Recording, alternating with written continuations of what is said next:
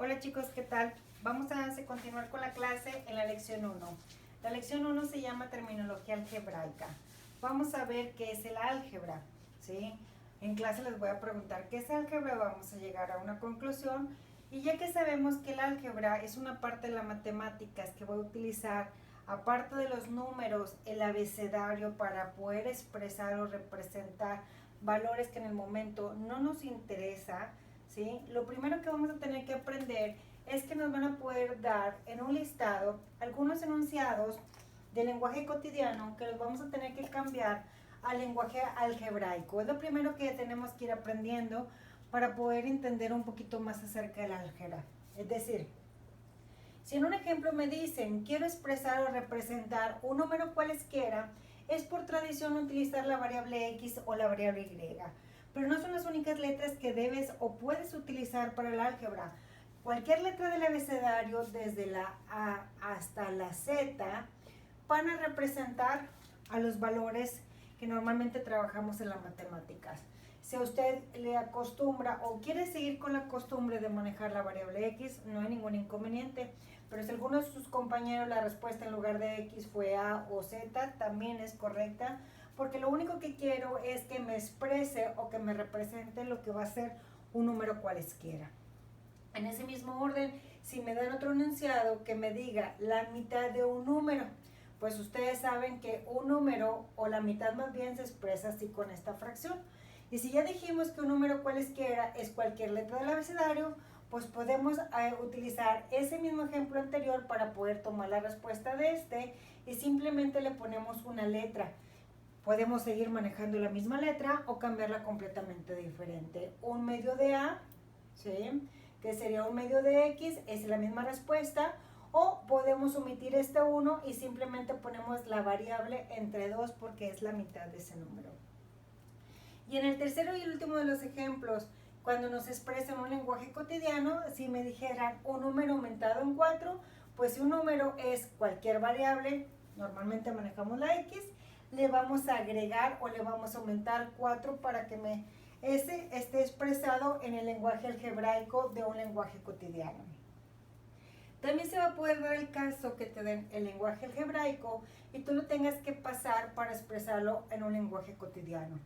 Si por ejemplo te dan esta resta que está multiplicada en 3, tú tienes que pasarlo al lenguaje cotidiano. Entonces, si esta es una diferencia o una resta, es 3 veces, porque son 3 veces la diferencia de dos números o de dos números cualesquiera. Como lo quieres escribir, estás indicando o expresando exactamente lo mismo. En el otro ejemplo, si te dan un número cualesquiera elevado a la potencia 3, pues un número cualesquiera elevado al cubo, que es lo que normalmente conocemos. Y para terminar, es parecido como el ejemplo del medio, nada más que la variable es el cubo, es un tercio de un número elevado al cubo, o la tercera parte de un número al cubo. Es exactamente las mismas respuestas.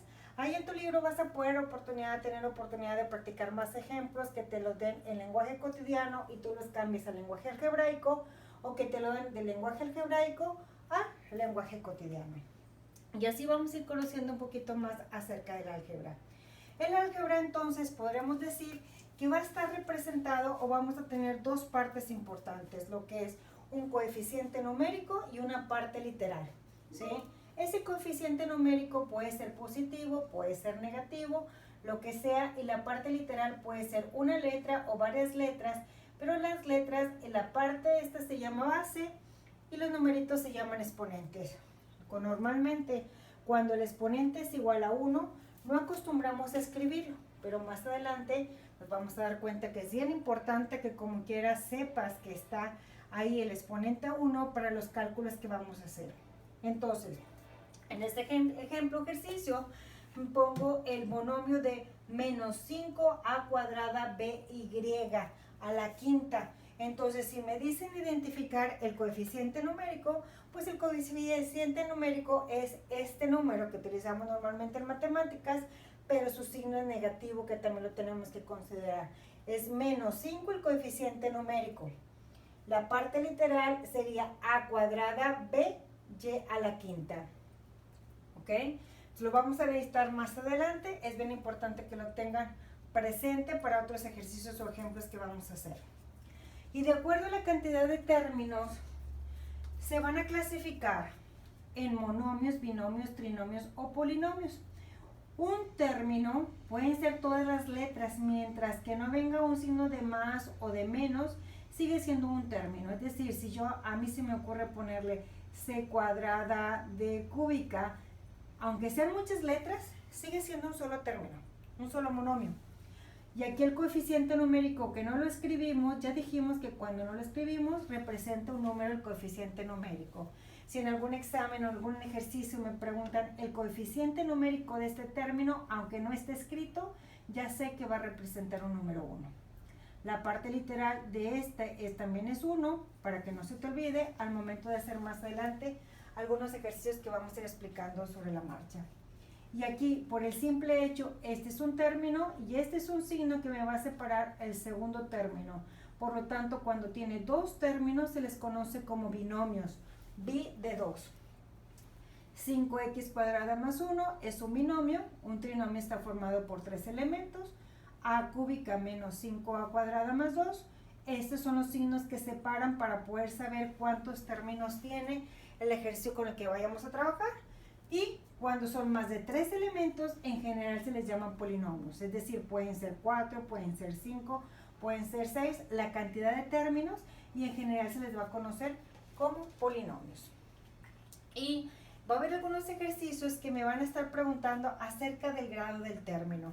Cuando a ti te pregunten acerca del grado del término, lo que vas a tener que hacer es, de ese ejercicio, vas a tener que contabilizar o sumar los exponentes de ese término. Con lo que te mencioné hace ratito, si tú se te olvida que esta x tenía el valor del exponente 1, pues lo más probable es que te vayas a equivocar y no lo vayas a considerar al momento de sumar los exponentes, porque para poder considerar el grado de este término voy a tener que sumar los exponentes, que sería 1 más 2 más 3 más 5. Si a ti se te olvida este 1, pues normalmente te va a dar un número menor al que te tienes que considerar.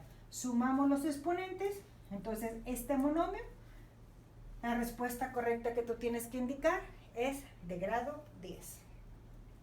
Y va a ser muy diferente cuando te llegan a preguntar acerca del grado del polinomio, porque en el polinomio va a estar formado por diferentes términos. Este es un término, este es otro término y este es otro término. Lo que vas a tener que identificar es de cada uno de los términos cuál es el exponente mayor o la sumatoria de los exponentes mayor.